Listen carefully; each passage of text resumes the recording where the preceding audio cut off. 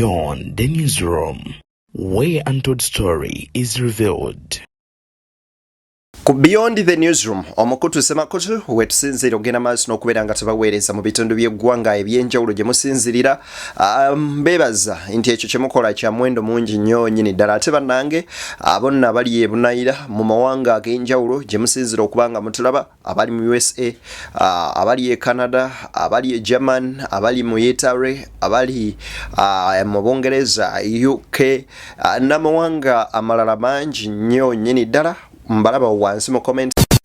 Ebuvanjuba nebugwanjuba ewaka wasigalawo ewasinga. Beyond the newsroom gwe mukutu ogukuleetera ekyo ekisinga. Katiranga naffe ng'oyita ku noti 771 44 53 68 ne noti 744 26 41 57 na bino bikulu. Tetulanga bafere, tetulanga basawo ba kinnansi n'abagwa mu koowa eryo. Mwebale kutuwagira. Thank you.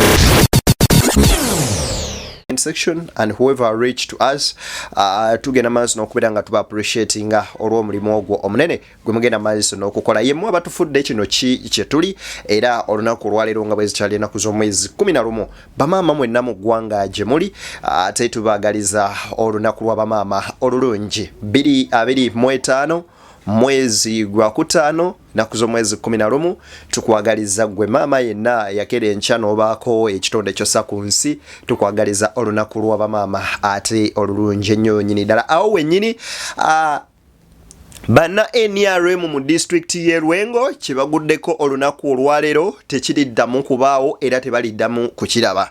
Kino nno kikambwe nnyo nnyini ddala. Nga bwe luli olunaku lw'abakyala, mukyala wa Principal First Lady wa National Unity Platform Barbara Itungo Kyagulanyi oba Barbie Kyagulanyi agenze maaso n'okubaako obubaka bwaweereza obuli strong bw'abadde agenze ku lutikko erubaga kwoteeka omwami we Kyagulanyi Sentamu Bobi Wine okubeera nga bagenda maaso n'okusinza omuntonzi oba okwetaba mu misa y'olunaku olwaleero. Aliko bingi byayogedde mu ngeri emu ne Bobi Wine agenze maaso n'okubaako alopa eri ekereziya katolika. Kakati nno ye musajja mukulu Muwanga Kivumbi agenze maaso n'okukalambira n'okuyimirira ku nsonga ye. Alagidde n'agamba nti ebyo ebifo ebyo ebirimu ababaka ba aganaga ba bedi bwanika simanyanga ani agambye tugenda biteekamu ababaka abalala nga tagenze maaso na kubeera nga ate oboolyawo alya bigambo bye. Nze ddeni akutusako ensonga nkusaba n'obwombeefu obw'ekika ekyawagulu. Video no sooka ogimpere like, bw'ogiwa like ojjaba onkoze bulungi nnyo nnyini ddala. Ate era nga gwe munondi gwo okusosola ba video zaffe nkusaba ogende maaso n'okubeera nga osubscribinga ate bona bo subscribinze ojja genda maaso n'okubeera nga ate yonkola bulungi nnyo nnyini ddala. Awo wennyini nzikiriza nga bwe tuli olunaku lw'abakyala tugende maaso n'okubeera nga tunyumirwamuko ate tutandikire waneeno wennyini. Waliwoko katutandikire wano. Waliwo akabenja kagenze maaso n'okubeera nga kagwawo wane eri Mengo ku Nsibambi Road era nga akabenje kano omugoba taxi mulemeredde n'agikuba mu mwala. Ekyenjawulo bangi bambi bagenze maaso n'ofuna obukosefu naye empaawo n'omwafiiridde mu kabenje kano era bakoze ekisoboka ogenda maaso n'okuba nga babajjayo nga bw'otunuulira taxi eno.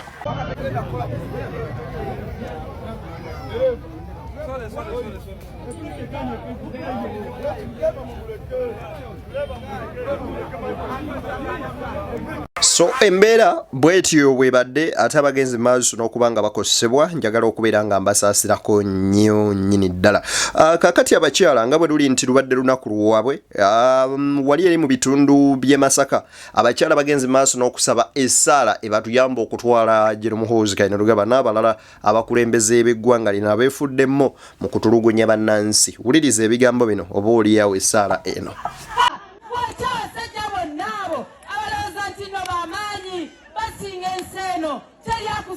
Mukama amaanyi gawa Dawudi okumeka Goliath gawe bamaama baali bakyala abasitula eddoboozi lyabwe Mukama ne bagoba Omar al-Bashir n'ofe abakyala b'e Uganda otuyambe otuwa amaanyi tusobola okulembera mu instruction eno ne tusobola okuba nga tulumba abasajja abo. Muhoozi mutuwe tumugajambule tumuyuzeyuze ategere nti ne Edi Mutwe yazaalwa mwana wa muntu. Tukusaba nga tuyita mu linnya lyo Mukama waffe. Amiina. Obukambwe nga bungi nnyo. Omanyi Bayibuli egamba nti musaba ne musaba bubi ne mutaweebwa oba oliawo obukambwe obungi ennyo mu ssaala kati waliwo ndabanaga gwenge enkambo ozisaba naye to put that aside olunaku lw'abakyala lubadde lugenzi maaso n'okutegekebwa mu bitundu by'e Masaka abakyala bano bambi banyiivu era essaala gye basabye tebadde nnyangu ono nno era yakulembedde mu demonstration mu bitundu by'e Masaka bwe biti bwe bibadde.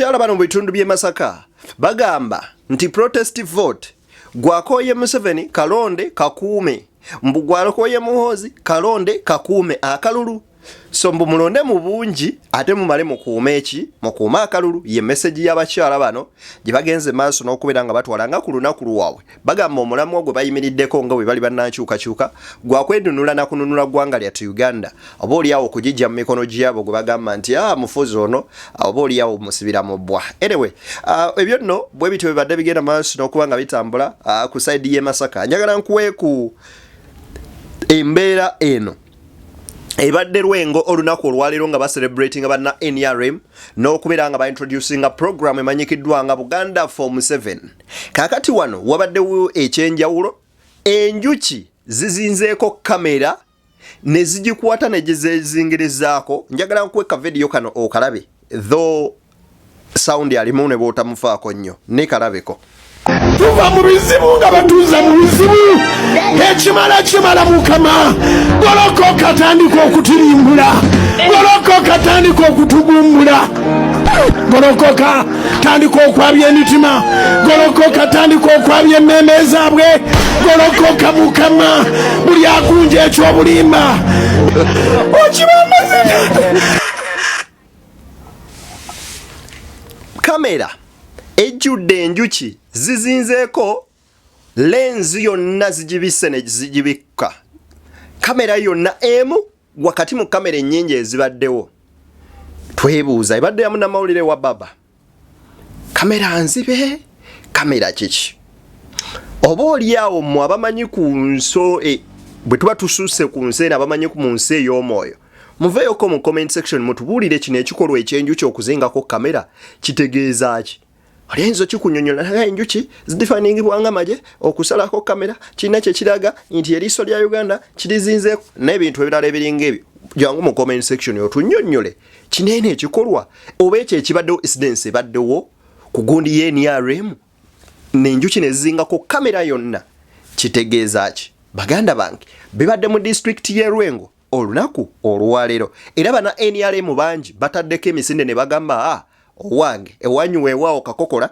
atondeka nnyuma kakati his excellence Robert Kyagulanyi Sentamu ne mukyala we Barbie Itungo babadde mu ekereziya katulika wana Rubaga njagala nkuwe ku bigambo bino bya Madam Barbie Kyagulanyi Sentamu wuliriza mbayoza mwenna okusobola okufuna papa omujja nga yeleewo owe-14 naye ng'erinnya lye eryaddala ye Robert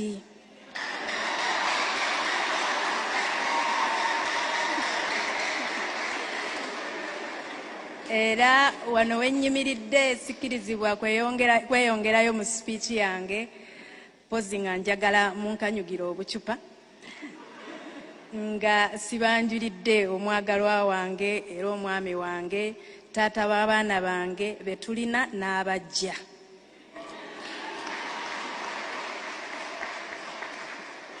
ono omwami wange Kyagulanyi Sentamu Robert. Erya Robert aligumizza era nga ye president w'abantu. Barbie Itungo atandise n'ogenda maaso n'okubeera nga yoza ekereziya katulika olw'okufuna papa omujja amanyikiddwa nga Leo. By the way nina gundi emuji ndabadde insomako wano nga bagamba nti mu mwaka gwa 1900 887 paka 1988 Papa Leo yabeerako mu ggwanga lya Uganda mu bitundu ebimanyikiddwa nga Kyegobe eri mu Fort Portal. Mbwera wano we yava okugenda maaso n'okubeera ng'atwalibwa mu ggwanga erimanyikiddwa nga erya Peru. Ako nno mukawulidde. So Papa mukyala Robert Kyagulanyi Sentamu Barbara Itungo Kyagulanyi oba Barbie First Lady Wanop bwate bagenze maaso n'okwogera netakomyeawo aliko obubaka bwasindise eri ekereziya ate naddala abakristu bonna nga mwe muli n'obubaka oba oliawo obwenkyukakyuka era ng'agamba ebikolwa ebyefutwanga ebyefujjo nga bino ebikolebwa abantu nga General Muhoozi Kainerugaba tweets zakola n'ebikutulugunya abantu oba oliawo bagamba nga ye bwagamba nti gavumenti kwetuusa ku bantu ekereziya esaanya obivumirira era abakristu babeeremu ko empisa eyevumirira ebikolwa ebiringa bino. Speech yebadde mpanvuko naye tugiwe akadde tubiwulirize. We should condemn the jokes we make that degrade our fellow Ugandans. We should all be able to condemn the choices we make in friendships, marriages, based only on tribal lines. To my fellow mothers, whether young or old, I challenge you, be the voice of unity in your home.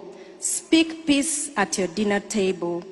Correct tribal comments, even if your husband or your children or your friends use them. Raise your children to see fellow Ugandans not as strangers, but as brothers and sisters.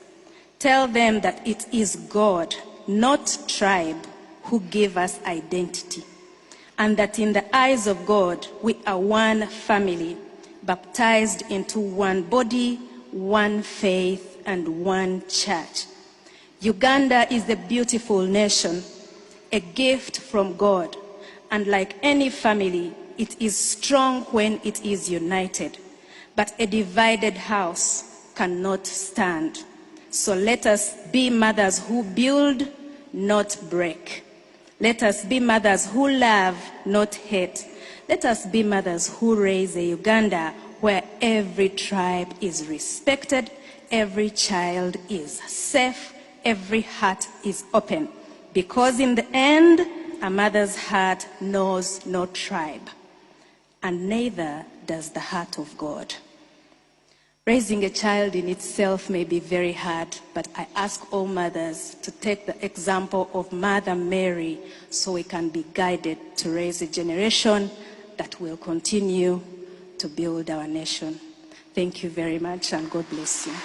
Obubaka Barbie Kyagulanyi mukyala principal wawadde ekyamazima amatuufu wenzijjukiridde nti waliwo ekyawandiikibwa mu Bayibuli ekigamba nti omukazi omusirusiru amenya enjuye omukazi omugezigezi azimba enjuye n'emikono gye ye wabula ate omukazi omusirusiru amenya ennyumba ye n'emikono gye ye.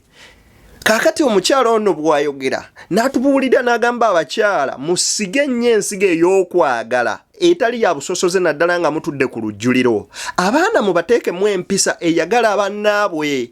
Ekyokubeera ng'oli wa ggwanga ddala tekitegeeza nti oyo si muntu. Ffenna tubatizibwa mu kimu mu busatu, Katonda Omwana n'Omwoyo Omutukuvu ne tufuuka omuntu omu. Ffenna tulina omusaayi gwa kkala emu. Oyinza otya otulugunya munno olw'okuba nga tamanyi Lunyankole? Oyinza otya otulugunya munno olw'okuba tamanyi Luganda? Oyinza otya otulugunya munno olw'okuba tamanyi Lukyoli? Gwe bw'azenga ayogera Lulugwala omuyisa obubi kuba oli Muganda?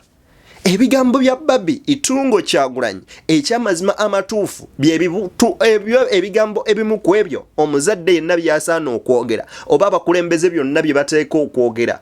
Instead of okukeera ku makya n'owulira nga Dr. Bedi agamba nupu y'Abanyarwanda bagitwala dda erimu baani bakatana be bagikulira. Omukazi Barbara Itungo asalawo nnyo abo bonna Banyarwanda ne mubatuuma amannya abanyampi abaki ebintu ebyofaananyirizaako bwe bityo. Ffenna tulika kintu kimu, tuli bantu ba Katonda, tuli bitonde bya Katonda.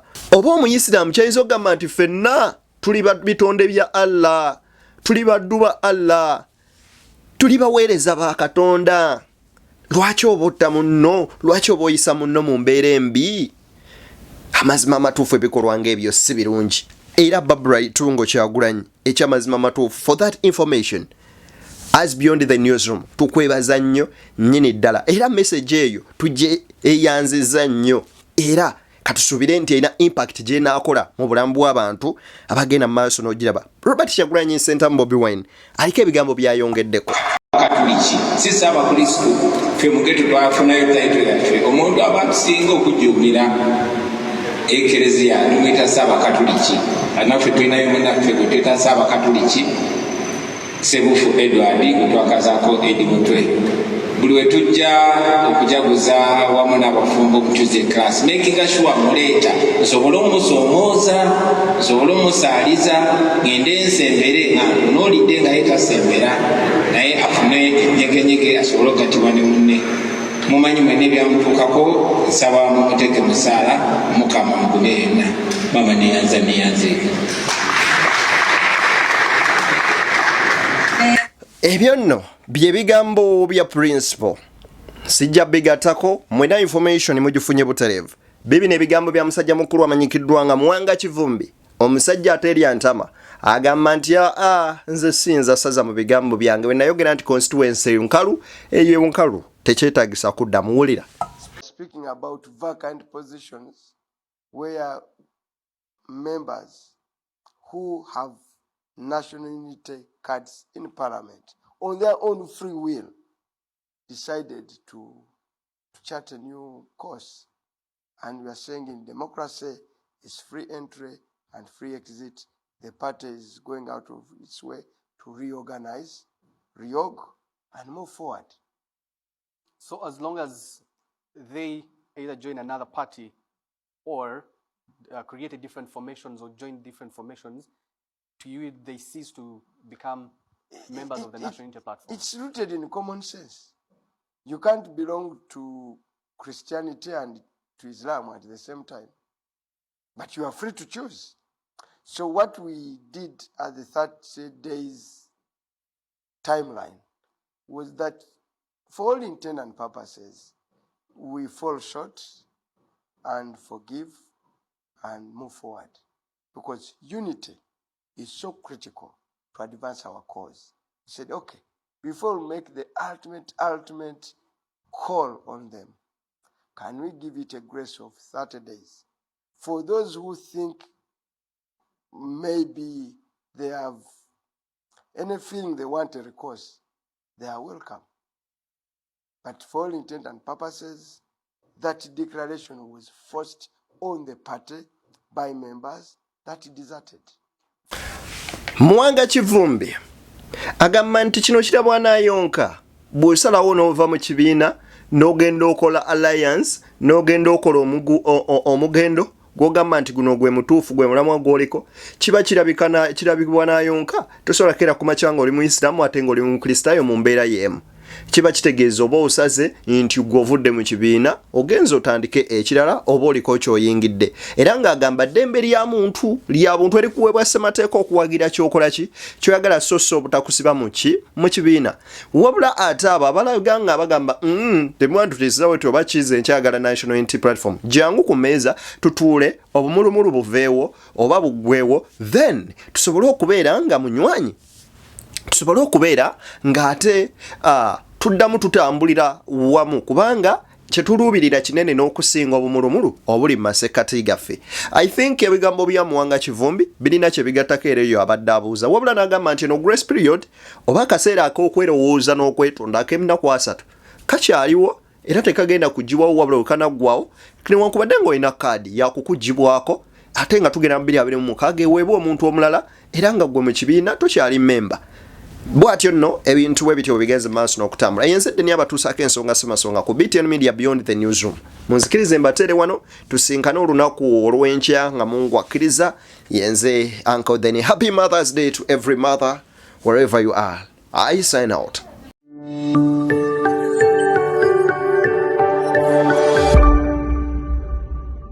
Beyond the Newsroom, where untold story is revealed.